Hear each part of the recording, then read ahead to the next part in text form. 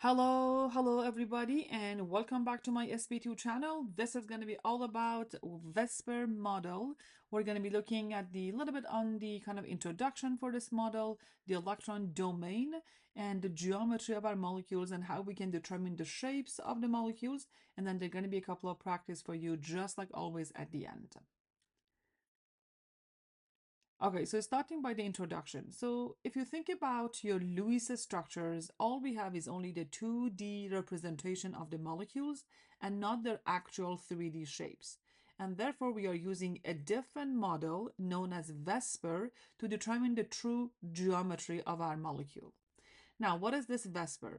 The VSEPR stands for valence shell electron pair repulsion, which states that the best molecular geometry is going to be always achieved when we have the electron pairs, which could be either bonding or non-bonding, are positions as far apart as possible in order to determine the shapes of the molecules where we have the minimized repulsion.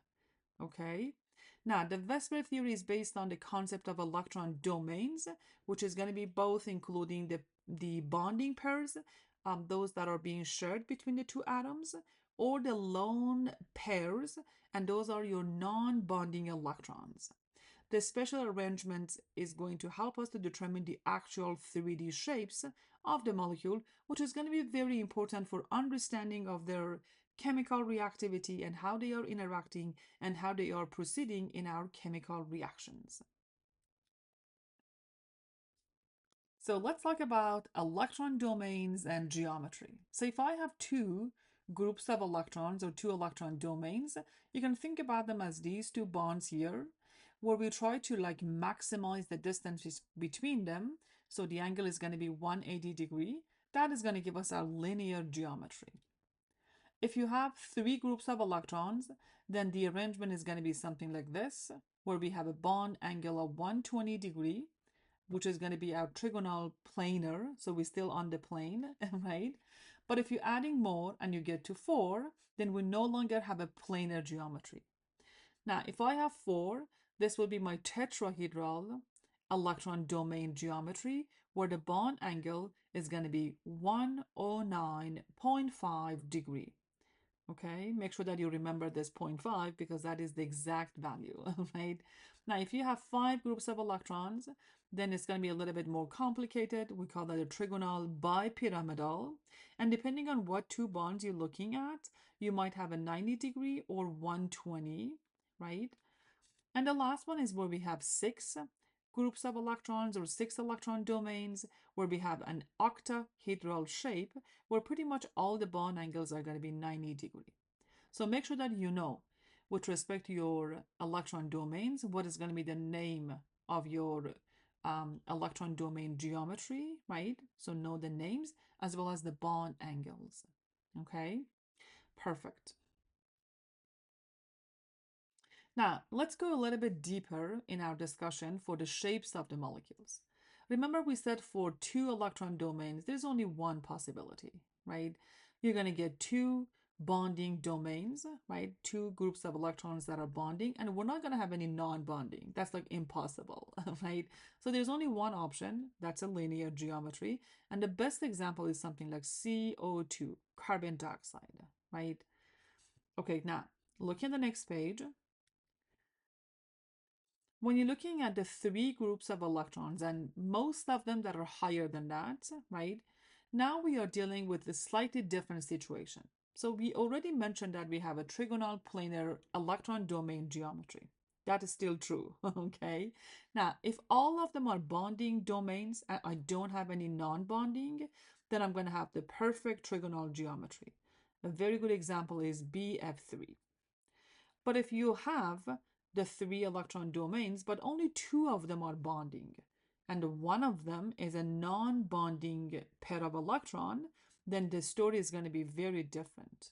So what happened here is this non-bonding pair of electron is going to insert stronger repulsion to these bonding pairs, and they're going to get them kind of closer to each other, right? So that would distort the geometry. So we no longer have the trigonal planar.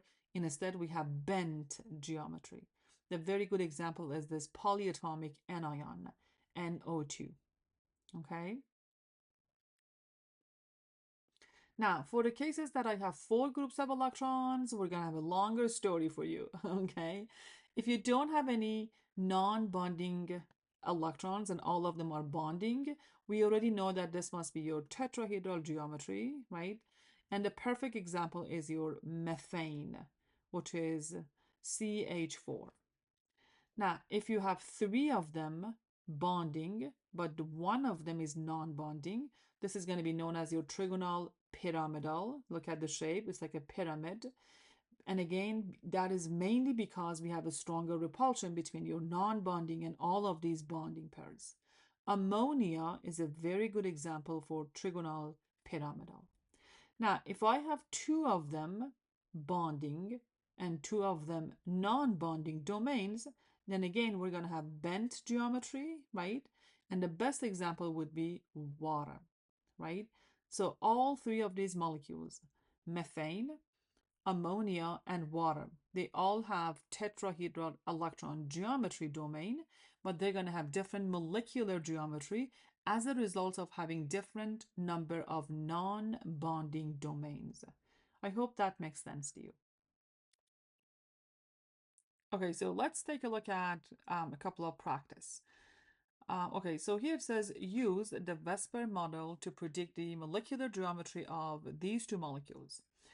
So we're given the molecular formulas for a molecule, which is O3, and a polyatomic ion, right? So to predict the molecular geometry, we need to draw the Lewis structure first, and then we can count the electron domains around the center to get the electron domain geometry. Then we can obtain the molecular geometry from the arrangement of the domains that are due to the bonds, right? The bonds are the ones that are going to determine our final answer.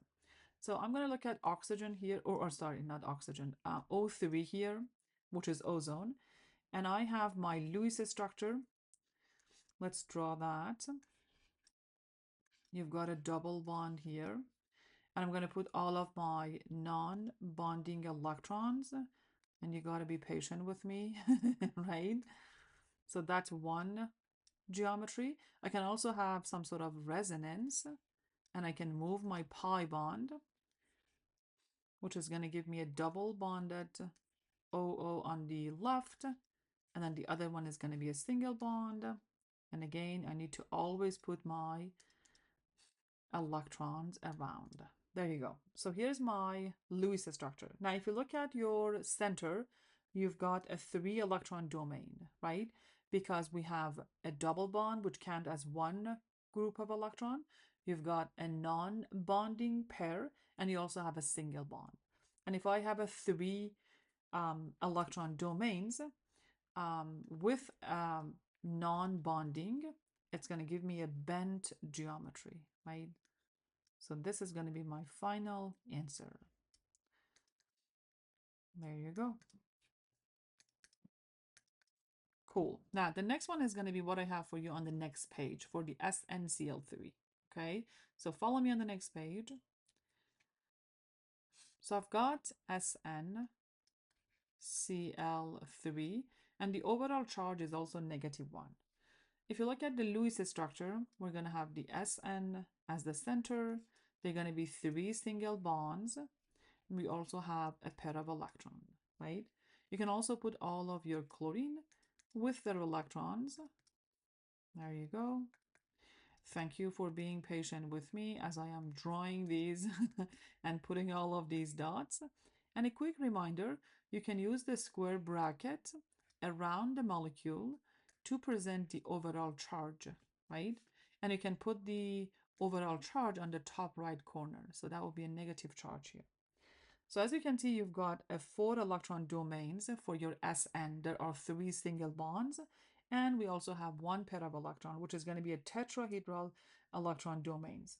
Now, because we have 3 bonding pairs and one non-bonding pair, that is going to lead to the pyramidal shape, right? So you've got your trigonal pyramidal, which I'm trying to draw that here for you.